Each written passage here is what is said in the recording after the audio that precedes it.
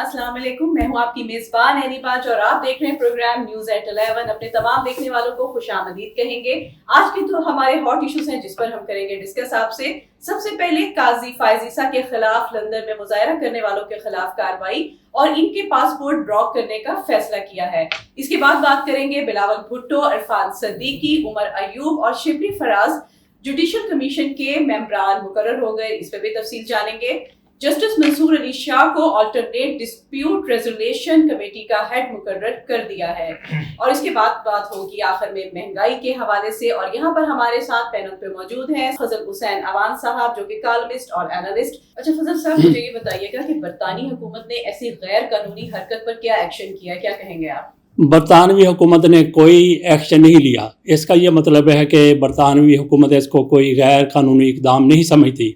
हालांकि वहाँ पे जिस तरह की जमहूरियत है, जिस तरह के वहाँ पे कवानीन हैं, वहाँ पे ऐसी कोई ख़िलाफ़ वर्जी हो जाए, जैसा कि हमारी हुकूमत की तरफ से वज़ीर दाखिला साहब की तरफ से कहा गया है कि उनके पासपोर्ट कैंसिल कर दिए जाएंगे, ब्लॉक कर दिए जाएंगे, उनके ख़िलाफ़ कार्रवाई शुरू हो जाएगी। हाई कमीशन हमारे वहाँ पे उन्होंने भी ऐसे ऐलान किया है। और इसके साथ साथ पाकिस्तान में पीपल्स पार्टी के शर्जील मेमन, उन्होंने भी इमरान खान के ख़िलाफ़ तहरीक इंसाफ के ख़िलाफ़ जो कुछ आज कह दिया है वो भी इसी डगर पर है। दरअसल हम अपने कपड़े जो पाकिस्तान में हमने गंदे किए हैं वो दूसरे ममालिक में जाके हम धो रहे हैं, तो उसकी बदबू हर जगह पे फैल रही है। तो बाकी ये बात की जा रही है कि काजी फैसल साहब पाकिस्तान की सुप्रीम कोर्ट के चीफ जस्टिस से आइनी ओहदे पर थे, तो उनके ख़िलाफ़ ऐसा कुछ किया गया है। काजी फैसल साहब अब चीफ जस्टिस नहीं हैं, उनकी हैसियत वही है जो मियां नवाज शरीफ साहब की है। मियां नवाज शरीफ साहब भी पाकिस्तान के 3 मरतबा वज़ीर आज़म रहे, उनके ख़िलाफ़ भी ऐसे मुजाहरे होते हैं, तो उस पर तो हमारी हुकूमत कोई बात नहीं करती। तो बाकी मियां शहबाज शरीफ, हमें पता है जब PDM की हुकूमत आई थी वो सऊदी अरब गए थे, पहला उनका दौरा था। वहाँ पे तहरीक इंसाफ के लोगों की तरफ से, इमरान खान के हामियों की तरफ से उन पर जो कुछ किया गया था, उनके ख़िलाफ़ जो मुजाहरा किया गया था, उस पर पाकिस्तान में एक्शन लिया गया था। क्यों लिया गया था? क्योंकि पाकिस्तान के वज़ीर आज़म से साथ उनके वज़रा थे। तो काजी फैसल साहब अगर आज लंदन में गए हैं तो वो साबिक़ चीफ जस्टिस हैं, उनके साथ ऐसे ही होना चाहिए। उनके ख़िलाफ़ अगर उनके ख़िलाफ़ कोई मुजाहरे करता है, उनके ख़िलाफ़ जो भी अगर आप समझते हैं कि गैर कानूनी कुछ किया गया है, तो वही सलूक उन लोगों के साथ होना चाहिए जो मियां नवाज शरीफ के ख़िलाफ़ वहाँ पे मुजाहरे करते हैं, जो उनके ख़िलाफ़ सलूक होता है। मैं नहीं समझता कि उनके ख़िलाफ़ किसी किस्म का कोई सलूक होता है। तो बाकी इजहार राय की आज़ादी के हवाले से मैं थोड़ी सी बात कर लेता हूँ कि इजहार राय की आज़ादी ज़रूर होती है। काजी फैसल साहब के ख़िलाफ़ भी कुछ इन लोगों की तरफ से यही कहा गया कि ये इजहार राय की आज़ादी है। तो इजहार राय की आज़ादी वहाँ पे ख़त्म हो जाती है, यहाँ पे दूसरे बंदे की, सामने वाले बंदे की नाक शुरू हो जाती है। तो क्या इस हद तक वो लोग गए हैं काजी फैसल साहब के ख़िलाफ़? उन्होंने ऐसे कोई मुजाहरे किए हैं, उनको कोई उन्होंने जिस्मानी तौर पर नुकसान पहुँचाने की कोशिश किया? मैं थोड़ी सी मिसाल आपके सामने पेश करता हूँ। महातिर मोहम्मद, वो मलेशिया के वज़ीर आज़म, पूरी दुनिया में उनका बहुत बड़ा नाम है, नेल्सन मंडेला की तरह के वो लीडर हैं। वो बरतानिया जाते हैं दौरे पर, तो वहाँ उनके जाने से पहला उनका दौरा है, उनके अखबार में एक कार्टून शाया कर दिया जाता है जो उनकी तज़हीक वाला है, उनकी तजलील वाला है। अगले रोज़ उनकी मुलाकात होती है वज़ीर आज़म से। वज़ीर आज़म से के मुलाकात के साथ वज़ीर आज़म के साथ मुलाकात में वो शिकायत करते हैं कि आपके अखबार ने मुझ पर इस तरह का कार्टून शाया कर दिया है जिसको मैं अपनी इंसल्ट समझता हूँ। तो वज़ीर आज़म साहब की तरफ से कहा गया कि जनाब, मीडिया आज़ाद है और आज़ादी इजहार राय है, हम इस पर कुछ नहीं कर सकते। तो इस पर महातिर मोहम्मद वहीं से उठे हैं, उन्होंने कहा कि ठीक है, जब आपकी हुकूमत को ये एहसास हो जाए कि तजलील में और आज़ादी इजहार राय में क्या फ़र्क है, तो फिर मैं दौरे पर आ जाऊँगा। उन्होंने वहीं से अपना जहाज़ लिया, अपने मुल्क आ गए। अभी वो अपने ऑफिस नहीं गए, अगले दिन वज़ीर आज़म बरतानिया का माफ़ीनामा वहाँ पे पड़ा हुआ था। तो ये मैंने बताया कि आज़ादी इजहार राय क्या होती है और उसको लोग, बड़े बड़े लोग क्या समझते हैं। जुडिशल कमीशन के मेंबरान जो मुकर्रर हुए हैं, जिसमें बिलावल भुट्टो, इरफान सदीकी, उमर अयूब और शिबली फराज शामिल हैं, इसकी तफसीलात क्या हैं? अच्छा फजल साहब, मुझे बात बताइएगा, इसी चीज़ को हम कंटिन्यू करेंगे कि जुडिशल कमीशन जो है मुकम्मल हो गया है, उसके बारे में आपकी क्या राय है?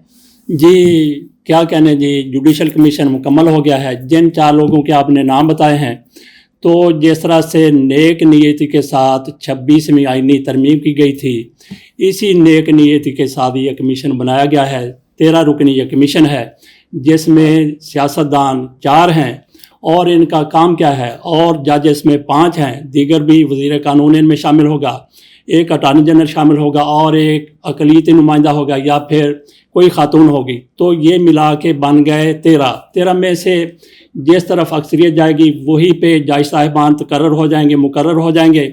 इसके साथ साथ इस जुडिशल कमीशन ने जजों की सालाना ACR भी लिखनी होती है, उनकी तरक्की उनके हवाले से इन्होंने रिपोर्ट एक लिखनी होती है। और जिस तरह से अभी एक आइनी वफाकी अदालत बन रही थी वो तो नहीं बनी, बेंच बन रहा है, उसकी जजों की तैनाती भी इस कमीशन ने करनी है।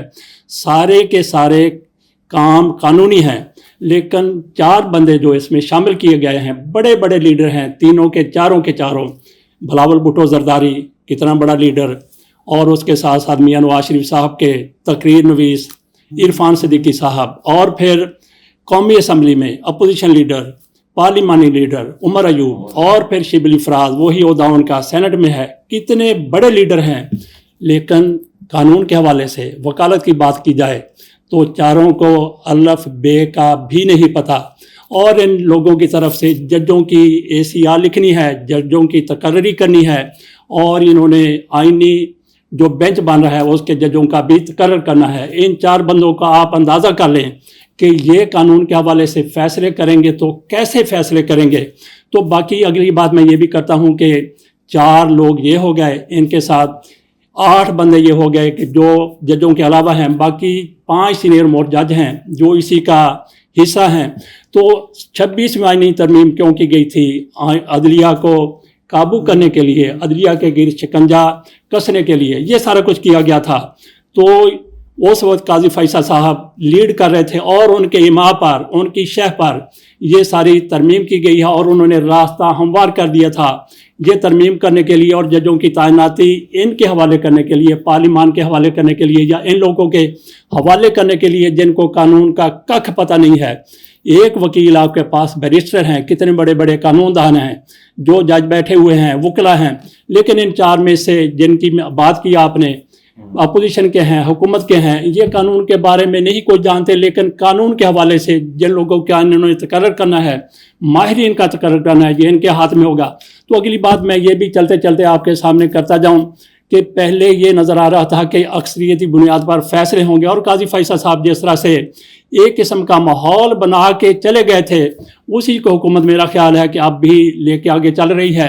हुकूमत की ये मर्ज़ी है कि ये 2 PTI वाले ये तो अलग हो गए, बाकी हमारे 2 हो गए, ये जो बिलावल भुट्टो जरदारी और इरफान सिद्दीकी 2 ये हो गए, अटार्नी जनरल 3, और इनके साथ वज़ीर कानून 4, और इनका जो अक़लियती नुमाइंदा है वो 5, बार का 6। तो इनको एक और बंदा चाहिए था। तो इनको ये है कि जिस तरह से काजी फैसल साहब ने एक तकसीम पैदा कर रखी थी, तो ये लोग हो गए तो 2 इनको मिल जाएंगे, अमीनुद्दीन साहब और मंदू ख्याल साहब। मुझे नहीं लगता कि मंदू ख्याल साहब, अव्वल तो ऐसा कोई मामला नहीं होगा कि इनके दरमियान कोई इख्तलाफ होगा। अगर कोई इख्तलाफ होता भी है तो 5 के 5 जज याह्या अफरीदी साहब के साथ खड़े हो जाएंगे। तो याह्या अफरीदी साहब के साथ ये तो सुप्रीम कोर्ट के साथ, जजों के साथ जो कानून को समझते हैं, आइन को समझते हैं, वो 5, 2 PTI वाले मिल गए, कितने हो गए? 7। तो 7 मेरा ख्याल है कि अगर अक्सरियती बुनियाद पर फैसला होता है, अव्वल तो हुकूमत इतनी हिम्मत नहीं करेगी कि याह्या अफरीदी को अपने मुखालिफ कर लें। तो मुझे ये नज़र आ रहा है कि याह्या अफरीदी साहब की दानिशमंदी से ये सारा मामला इस तरीके से चलेगा कि कंसेंसस के साथ जजों की भी तैनाती होगी, जो इनकी तरफ से बेंच बना दिया गया है उसके सरबराह की भी तैनाती होगी। ये मेरी ज़ाती राय है। तो बाकी मंसूर अली शाह साहब और मुनीब अख्तर साहब जैसा कि बताया, और याह्या अफरीदी, 2 जजों के नाम मैंने पहले बता दिए हैं। तो 5 जज साहबान हैं, उनके लिए अक्सरियत हासिल करना कतई तौर पर मुश्किल नहीं होगा, लेकिन मुझे ये यकीन है कि सारे के सारे लोग अकल से काम लेंगे, दानिशमंदी से काम लेंगे। जैसा याह्या अफरीदी साहब चाहेंगे वैसा ही होने जा रहा है, और वैसा ही होना चाहिए, क्योंकि सुप्रीम कोर्ट को आगे लेके चलना है।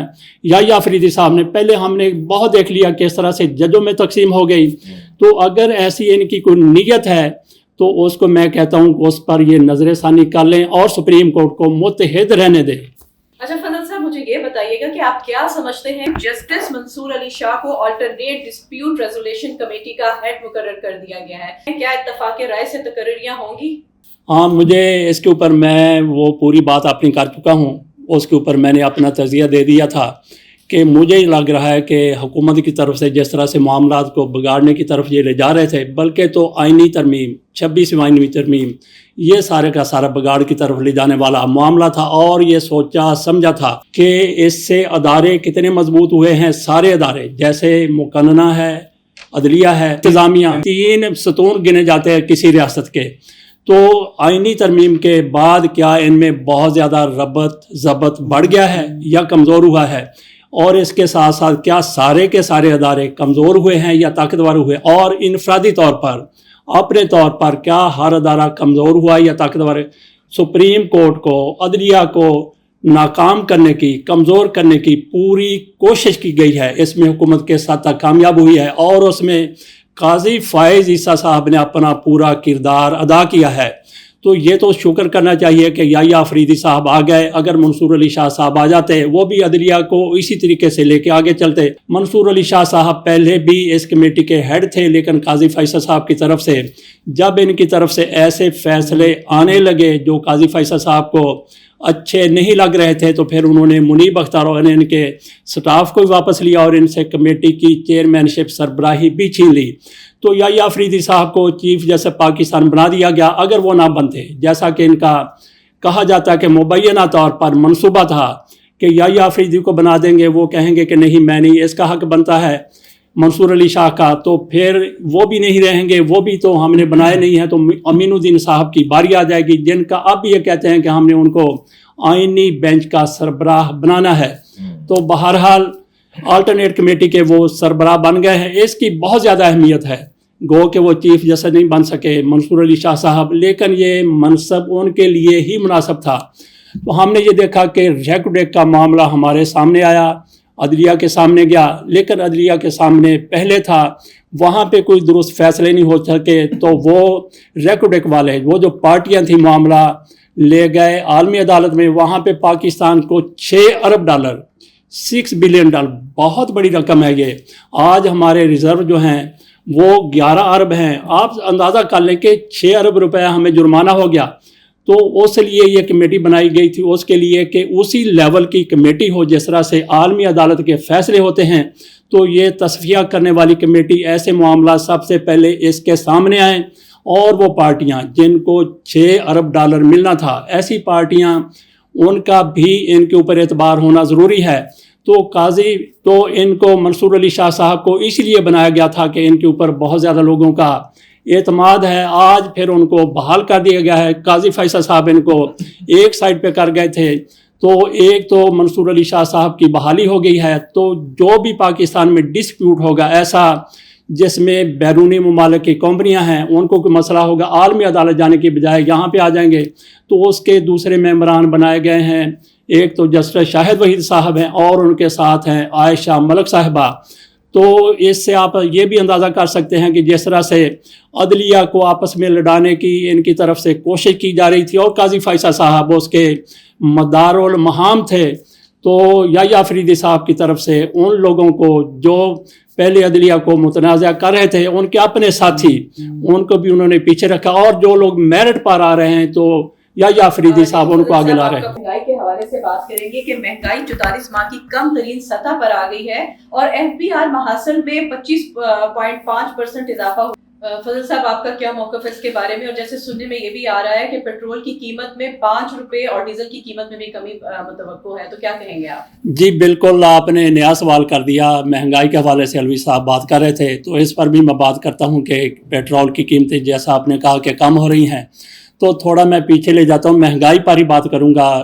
12 جولائی کو ایک فیصلہ آیا تھا خصوصی نشستوں کے حوالے سے، تو اس میں 8 ججوں کا فیصلہ ایک تھا، 5 ججوں کا فیصلہ ایک تھا۔ ان میں مندوق خیل صاحب کی طرف سے جو فیصلہ کیا گیا تھا، تو قاضی فائز عیسیٰ صاحب نے اپنا اختلافی نوٹ نہیں لکھا تھا، انہوں نے کہا تھا کہ میں اسی پر اتفاق کرتا ہوں، तो उसी को मैं आगे ले जाते हुए अलवी साहब ने जो कुछ कहा है उनसे मैं इत्तेफाक करता हूँ।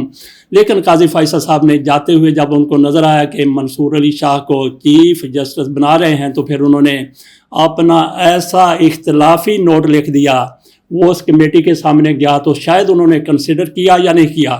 कहा यही जा रहा है कि काजी फैसल साहब जाते हुए ये नोट इसलिए लिख गए कि मंसूर अली शाह साहब चीफ जस्टिस ना बन सकें। बहरहाल मैंने बात ये की थी कि अलवी साहब के साथ मैं उसी तरह से मुतफ़िक हूँ जिस तरह से मंदो ख्याल के साथ काजी फ़ाइज़ ईसा साहब मुतफ़िक थे। तो बाकी इस हुकूमत की तरफ से महंगाई को जिस तरह से सातवें आसमान तक पहुँचा दिया गया, तो इमरान खान के दौर में जिस तरह पेट्रोल था, जिस तरह डीजल, जिस तरह पेट्रोल था, जिस तरह डॉलर था, सबसे पहले तो वहाँ पे लेके आए, उसके बाद उससे नीचे ले जाएंगे तो ये समझा जाएगा कि रिलीफ है।